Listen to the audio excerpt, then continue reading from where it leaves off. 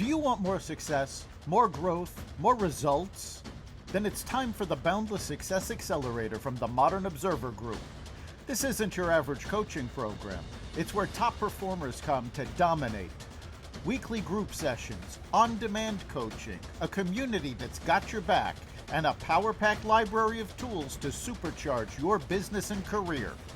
No more excuses, no more waiting. Get in, level up, and start building the life you've been dreaming about. Visit us at modernobserver.com/boundlesssuccess to join today. Let's get you to the next level.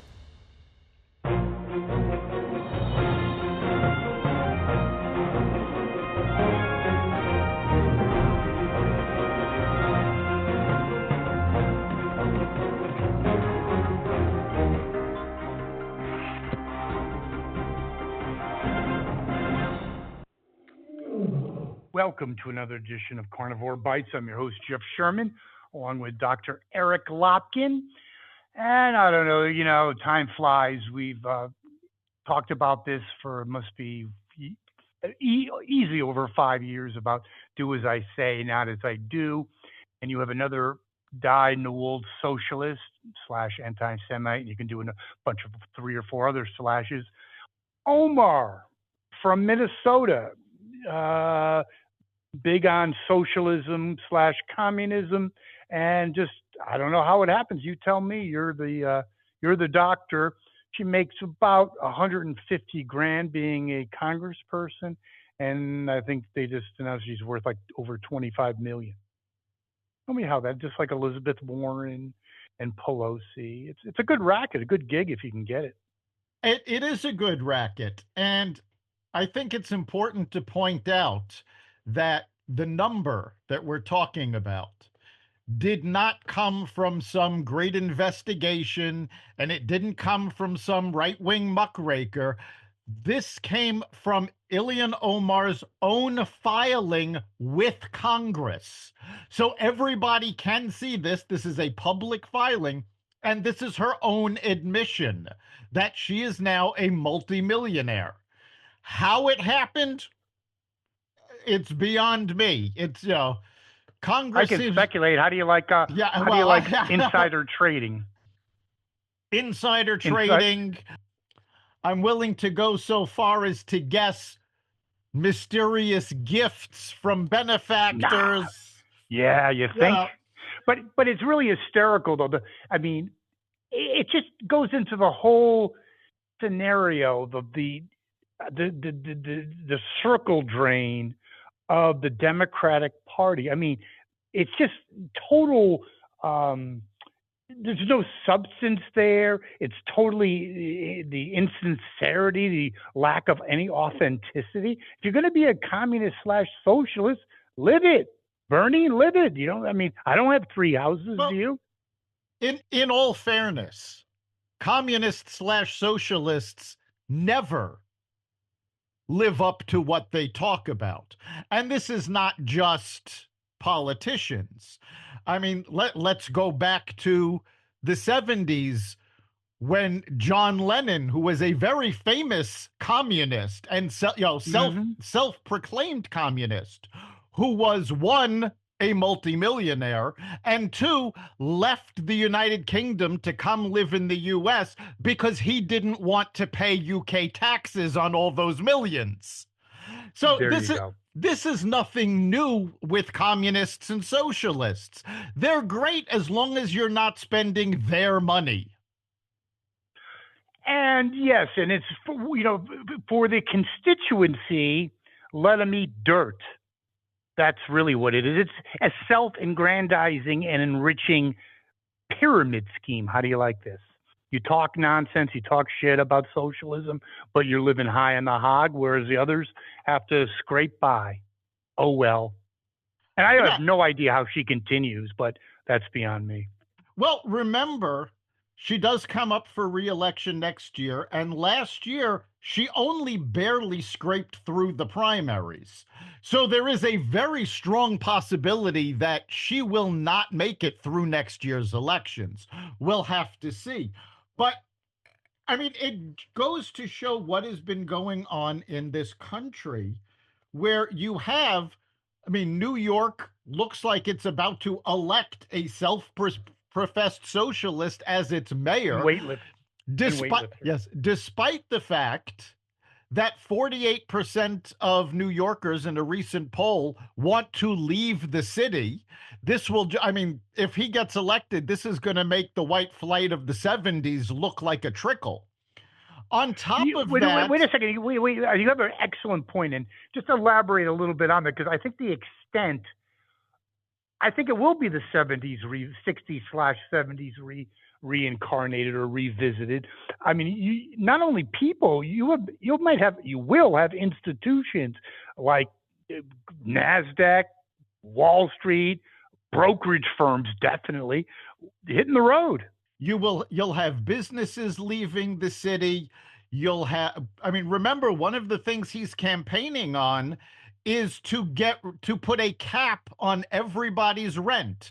What's that going to do? It's going to make landlords unable to make their money back that they invested in the buildings.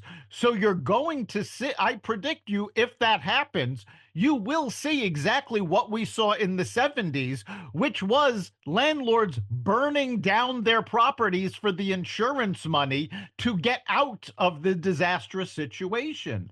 But even more than that, though, I mean, it's not just New York. A Wall Street Journal poll showed that 70% of Americans no longer believe that if you work hard, you can get ahead. And Well, you look at Omar and right, yeah, and and this. It's kind of true. I mean, you cheat the system. It's a lot better. 25 mil. A lot of hardworking people aren't worth 25 mil, and she hasn't done a damn thing but bullshit. exactly. They're filling, especially the younger generations, with these socialist ideas that they're not living up to. Clearly, Bernie Sanders has made a fortune thanks to being a capitalist. Obviously, Ilhan Omar is also. AOC has made quite a lot of money. I don't know if she's technically a millionaire yet, but For remember, sure. it wasn't that long ago that she was complaining she couldn't even pay rent on her place in the Bronx and a place in Washington. Now, you notice for years you haven't heard that complaint from her because she's Yeah. made quite a lot of money. So, all of these people that are pushing the socialist ideal are doing it, but not living it. But there's also an aspect of ignorance. You have, and I heard someone talking about this. Shocking, but a valid point. Everyone talks about, oh, it's one generation of screwed up kids and crazy, higher learning institutions, if you want to call them that. But it really goes back possibly 2 or 3 generations of It, communist indoctrination. it Easily back to the 80s. Easily back to the 80s. it actually does go back to the 70s, and we've discussed the book on previous podcasts, Rules for Radicals. And this came out, back then and laid out exactly what the communists and socialists needed to do to take over. And the Democrats, the Democratic Socialists, the communists, they have followed this to the letter. It started with the teachers' unions taking over what was being taught, and it's gone from there. So you are talking something that has been going on for at least 40 years, if not longer. Actually, just interject something. It's because Democrats hate to lose power. Both parties do, but Democrats are infatuated. They live for power. And when Reagan and the Republicans ran the table, they basically were out in the wilderness, but they weren't stagnant. They took over, as you said, local government, the judicial branch, as well as the education situation. However, I want your input on this real quick before we move on. I think that it's becoming less sustainable, the communist indoctrination, especially, again, your opinion, please, at the higher education, like to the college level, because yeah, if it's public schools, it's public schools. I'm not condoning that, okay? But if you're paying $70,000 for a Wesleyan education and you're getting it in communist lesbianism, that's unsustainable. And it's already becoming unsustainable It is for the unsustainable, and institutions.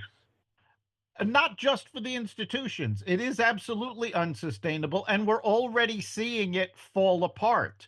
Gen Z, which is just out of college now, is actually the most entrepreneurial generation that we have had in decades. So they're already going, no, they've been telling us this our whole lives, but it's bull. So Wait, let me they, just interject one thing before you say it. Yes, I agree with you 1,000%, but it's also, when I say unsustainable for the institutions, there's going to be a drought of willing dupes because well, they're on, and you're the one who brought it to my attention, our listeners' attention. A lot of younger people are poo pooing college. You're not stupid people, and very bright, maybe brighter people, and going for the smorgasbord slash buffet of specialized knowledge. I think that's the model of the future. I don't need indigenous people enslavement course. Okay, great. That's really nice. yeah, You can read a and book on your that own. that was actually my next point is we are seeing a drop in college attendance. We are seeing, especially in the Ivy League, they're not coming back, they're not applying. I believe most Ivy League institutions for this year reported their lowest application number in decades.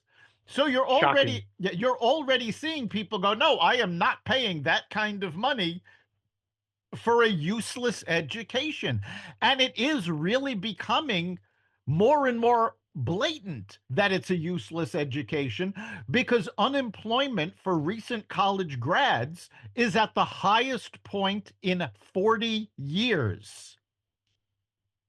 Interesting. I think real quick, moving on, talking about marketing, branding, something you're certainly an expert on. I believe in brand image. And the Ivy Leagues could always skirt, like even Wesleyans could be teaching this nonsense, but their reputation spoke for themselves. I believe, especially with the Palestinian stuff and the, lack of really any kind of educational standards, it could be the reverse. I mean, it's like a parallel universe thing that an Ivy League, and I think we've broached on it before, could not, state schools like a UConn or, you don't have to name the particular, could have a lot more weight than these Ivy Leagues because I've known people that have run companies or have high level positions. They shy away from it because they don't fit in. They want their safe space and a Palestinian, safe zone or whatever. I mean, they're crazy.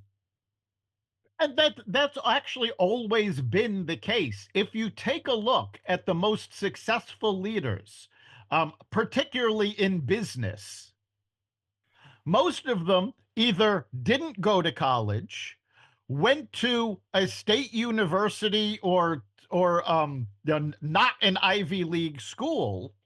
The exception to that has always been Wall Street, because Wall Street is the old boys club. It's did you go to the same school as me? Did you take the same classes as me? And even that's starting to change. A number of Wall Street firms stopped hiring from the Ivy League schools when the Palestinian protests broke out. So you're seeing that one, people are realizing that they're paying a fortune for a useless education. Two, Mm-hmm. they're seeing the jobs aren't there anymore. And three, thanks to social media, the Ivy Leagues don't have the ability to sweep this under the rug anymore, Yes. where the world is seeing it as it's happening. Well done. I agree 100%. When you're talking about the control of the levers of power, and we talked about, going back to Reagan 40 years ago, Democrats were in the wilderness, but they did a good job at the local level and especially at the judicial level. I mean, you talk about judicial overreach. Every action by Trump and his administration is being, I think, unconstitutionally challenged. You just go judge shopping. What is this judge in whatever, Oklahoma or probably New York City or Boston, know or have any jurisdiction on tariffs or deport? I mean, it's the last vestiges of a struggling party and power apparatchik. It is. talking about jurisdiction for tariffs in particular, this actually went to a special court. So, yes, this court did have jurisdiction. Now, whether or not the decision is going to be upheld by the Supreme Court remains to be seen. I believe the appeal to the Supreme Court was actually filed by the Trump administration earlier today. So we're going to see what happens. But yes, the Democrats have been relying on judges to throw out all of these things. Now, what I find really disturbing is not that they're going shopping for favorable judges. Quite frankly, this has gone on in both parties for at least decades, possibly centuries already. Yeah, but this is on steroids. What really bothers me is that, in particular, I'm going to refer to the judge that decided Trump is not allowed to send the National Guard into California. The judge is apparently completely unaware of either the law or the circumstances, because there are very specific circumstances, and the judge pointed this out in his decision, that these are the circumstances that the National Guard can go into Los Angeles. And they're exactly what Trump had done and what the National Guard had done.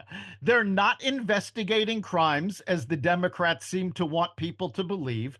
They're not doing law enforcement. What they are doing is protecting federal officials, like ICE agents, federal buildings, and this judge stated point blank that these are the things they can do.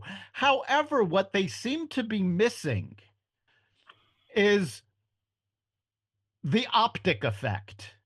And what I mean by this is that just having the National Guard standing around, even if they're doing nothing, is a deterrent to crime.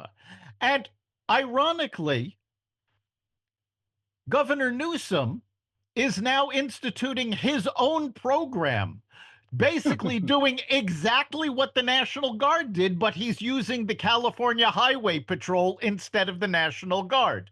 Same exact program, but now he's using folks in his position. As for the optic effect, this has been well known for decades.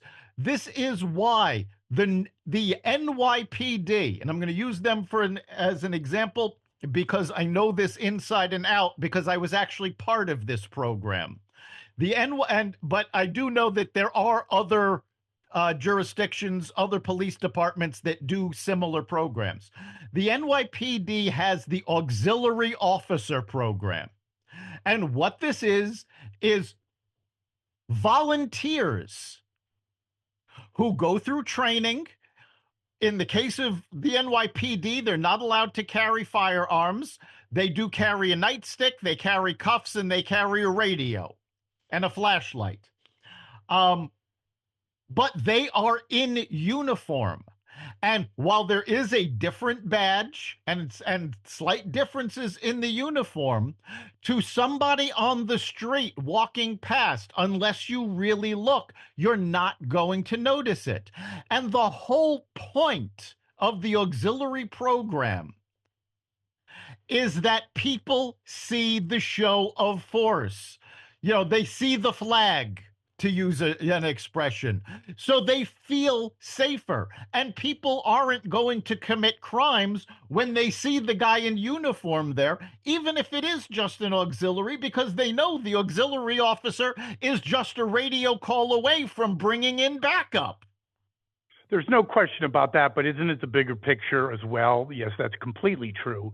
But again, the Democrats and their allegiance to their radical, psychotic wing, which is becoming more of their mainstream, they're always on the 10 or 20% of an 80-20 issue. When you interview people in Washington, D.C., and even Chicago, let's just take Chicago, African American, the people that are being impacted by the out of control crime.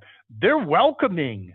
Of course, there's elements that don't, and that's some of the political, ideology of that city. But the regular person on the street, yeah, they're good with that because they're sick of being shot and they're sick of living in fear. So again, the Democrats are forced to defend something that's indefensible. Ironic. Even more than that, though, take a look at what has happened to Washington, D.C. Since the National Guard went in, crime has dropped dramatically. We talked about this last week, where up until last week's podcast, there had been a grand total of 1 murder. That total still stands. There have been no murders in Washington, D.C. since then. So in the course of the month, you have 1 murder down from double digits. You have crime down across the board. And you have the Democratic mayor of Washington, D.C. signing an executive order allowing the National Guard program to continue. Because after 30 days, without that, Trump was going to have to go to Congress to get permission. Now he doesn't have to do that because the mayor said, this is working. Let's keep it going. Meanwhile, okay, and then you look at, but then you look at Chicago, yeah. Right. You look at Pritzker. He's saying there's no way he's going to allow the National Guard. Well, guess what? If Trump uses the National Guard the same way he did in LA, Pritzker doesn't have a choice because the National Guard, it is within the president's purview to use them for federal enforcement. That means he can protect the ICE agents with them. He can help ICE agents go after illegal immigration because that's a federal crime. He can protect the federal properties with them. This is exactly what he did in LA. And again, despite what the judge said, going, oh, he can't bring them into LA, that's going to be appealed also, and he's going to lose. Trump will win that on appeal because the judge himself said, oh, it is legal for the president to do this under exactly the circumstances that Trump did it. I think it's extremely dangerous for the Democratic Party. I hope it does happen. If Trump is allowed and does have the National Guard in Chicago, one more nail in the Democratic coffin, especially if the constituency that I referred to continues to be supportive and possibly increasing support. That's a tough. There's not a lot of wiggle room in that one. And by the way, something that seems to have fallen by the wayside in all of this. Yeah, the Democrats are saying the National Guard is not trained for this. This is not what they're for. That you can't use them for this. The National Guard of New York has been patrolling the New York subway for months. I think it might be over a year already because Kathy Hochul sent them in. So the Democrats have used this in the past. They know it works, but because it's Trump, they have to fight it. Of course not. But, you look at the whole, we're talking about, clinging to power. We talked about the judicial branch and local and district judges. But they also had the corporate / mainstream media, which is another fascinating subject that we'll hopefully maybe touch on next week to basically spin their narrative. But obviously with the fragmentation of media, that's blowing up. But there's still vestiges of that. And you have to sometimes shake your head, Dr. Lopkin. You had CBS News that got sued to 60 Minutes, which I used to actually watch, when they not only edited, they just completely spliced and taped Kamala's brain dead word salad in the interview before the election. But then Kristi Noem comes on last week to CBS Good Morning, whatever it's called, Face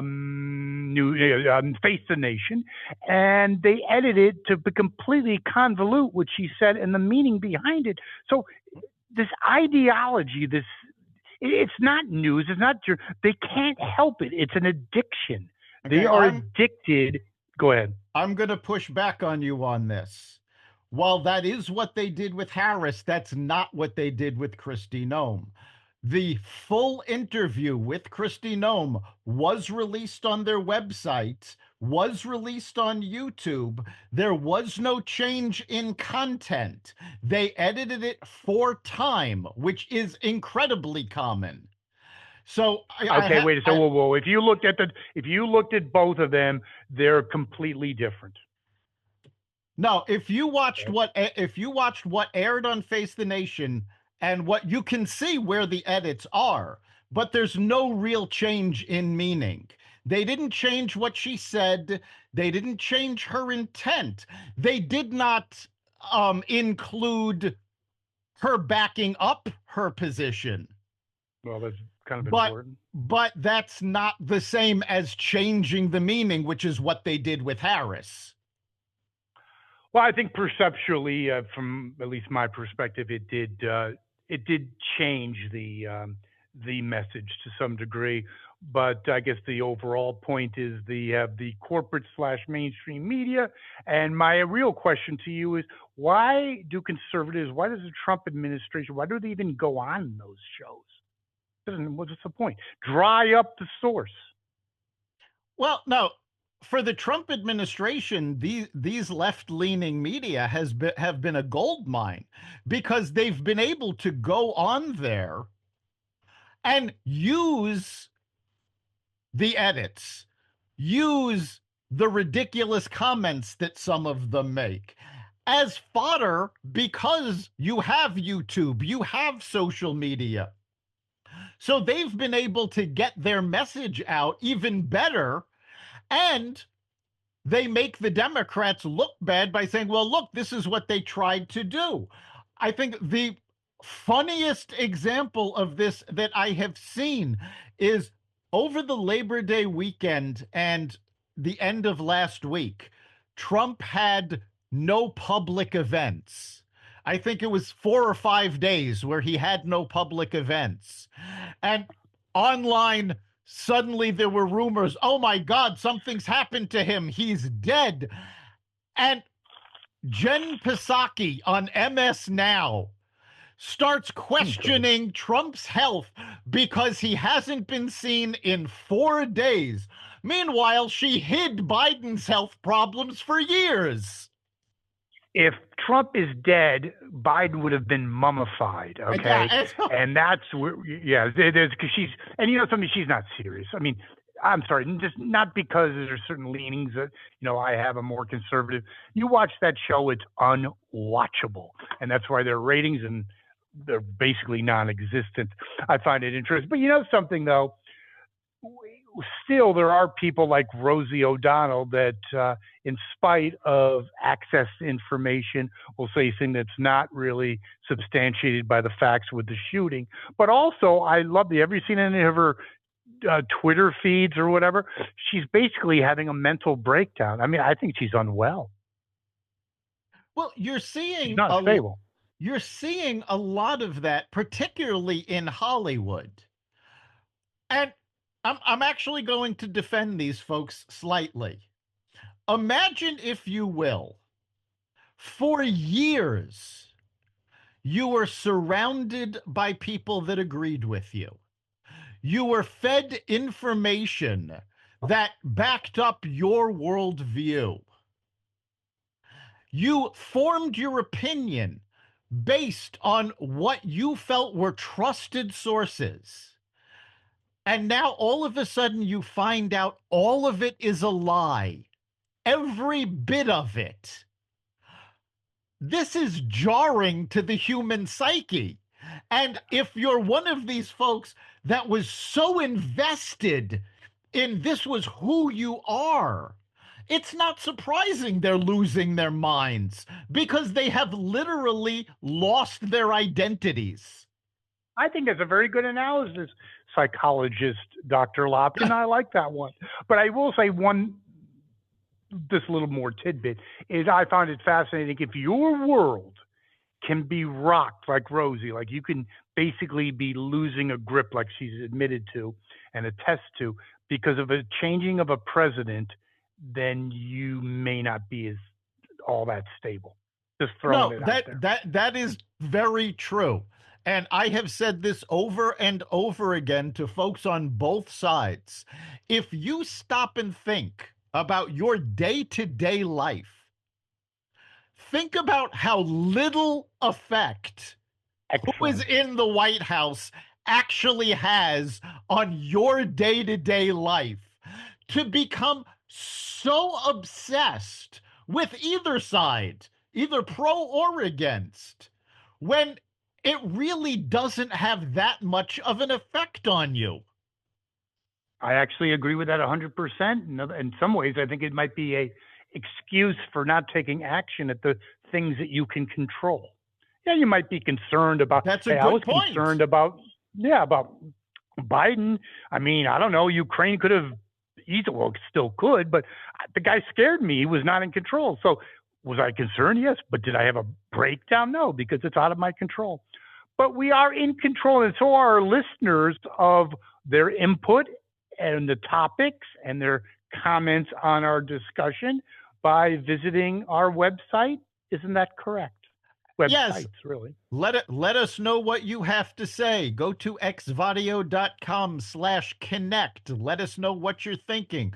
You can also message us through the Carnivore Radio Facebook page. You can catch every episode of Carnivore Bites at the Carnivore Radio website, xvadio.com, the Apple Podcasts app, YouTube, Rumble, Spotify, iHeartRadio, Audible, Amazon Music, and other platforms that respect freedom of speech. Thank you, Dr. Lopkin. See you next week. We'll see you then.